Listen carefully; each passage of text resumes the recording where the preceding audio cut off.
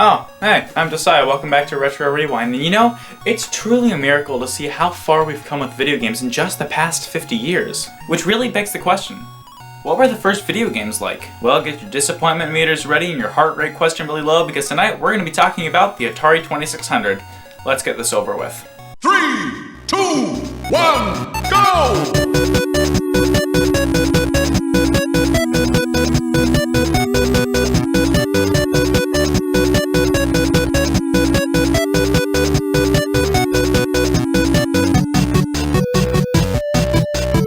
Ah yes, the Atari 2600, sometimes referred to as the Atari Video Computer System, or VCS, is iconic. With those silver switches, that sleek wood grain design, or the Darth Vader version if you're a nerd, it's no wonder that the Atari 2600 influenced both the gaming industry and a generation as a whole. But it's so bad! Today we're going to be taking a look at the best and worst of the Atari 2600, starting with the system itself. No. Just take a look at this thing. It's no wonder anybody over the age of 40 associates video games with the Atari. The controller, the CX40, is just kind of stiff. There's no right or wrong way to hold this thing. It's all on the table. You can hold it like an arcade stick, bear claw, fit it in your mouth. Maybe not that last one. But the 2600 controller is just awkward. And what better game to play with an awkward controller than Donkey Kong, because every revolution begins somewhere. First of all, just look at Donkey Kong. I'd cry too if I looked like that. It's very important to understand that when you're playing with the Atari, you need to be using your imagination. Like who is this guy? It's Fred the Bread Maker. Overall, the Atari Port isn't that bad. The gameplay is solid, it's a bit easy, but it definitely has challenge. My biggest problem is that the hit detection is a bit touchy. Sometimes nothing hits me and I die. It's like the barrels are out for blood. Other than that, this may be the best Atari port that doesn't include a yellow circulating dots. Well, joke's on you, he's light yellow this time. Introducing Pac-Man on the Atari 2600.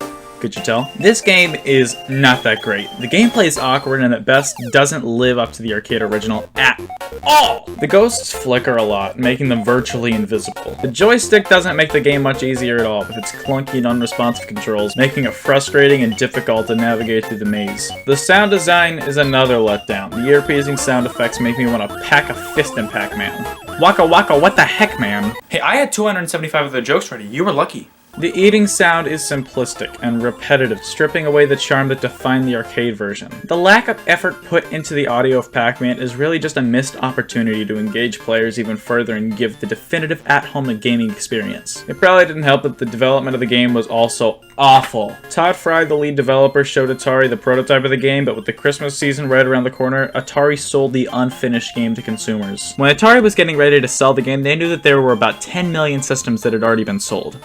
With that knowledge, Atari made 12 million copies, thinking that people would buy an Atari just for Pac-Man. Overall, Atari only sold 7 million copies of Pac-Man, and also ended up with 5 million unsold copies. The thing is, Todd Fry even said the game could have been better. Instead of using the more advanced 8KB cartridges, they decided to use the more limiting 8KB cartridges.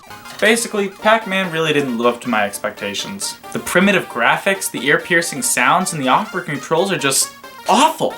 While Pac-Man is usually revered as one of the greatest arcade games of all time, this is not that. Up until this point, I've only been talking about Atari arcade ports, but the first game that comes to mind whenever somebody ever says Atari is this.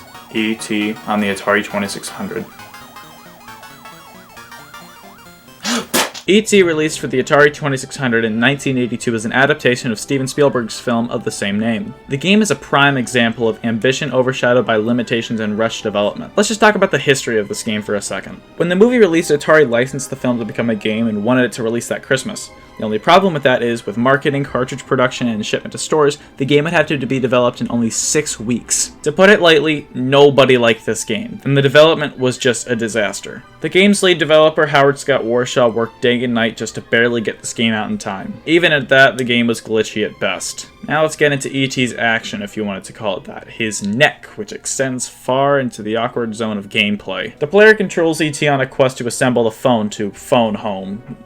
You find these phone pieces by falling into pits. Yeah, pits. Since when did E.T. fall in pits in the movie? Graphically, E.T. lacks the charm and personality seen in the movie, resembling more of like a green pixelated raisin than a lovable alien. The color palette chose for the game and the simplistic backgrounds only serve to emphasize the game's lack of visual appeal, making it difficult for the players to immerse themselves in the world that the film already built. The sound design is cryptic and awkward. The repetitive and grating sound effects come quickly as an ear assault to the player's senses. It's almost like the developers decided that the confusing gameplay needed an even more confusing soundtrack.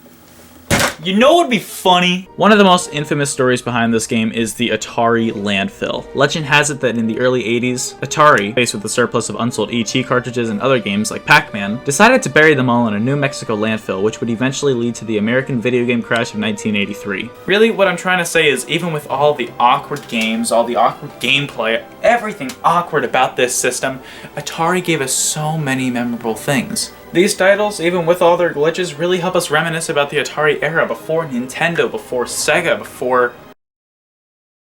I don't want to know that one. Maybe I'll take another look into the system later down the line, because there are so many other games that I haven't even talked about yet. But, if you'll excuse me, I'm gonna go get my heart rate questionably low. I'm Josiah, I hope you stay safe, stay warm, stay watching, and stay retro. We'll catch you guys on the next level.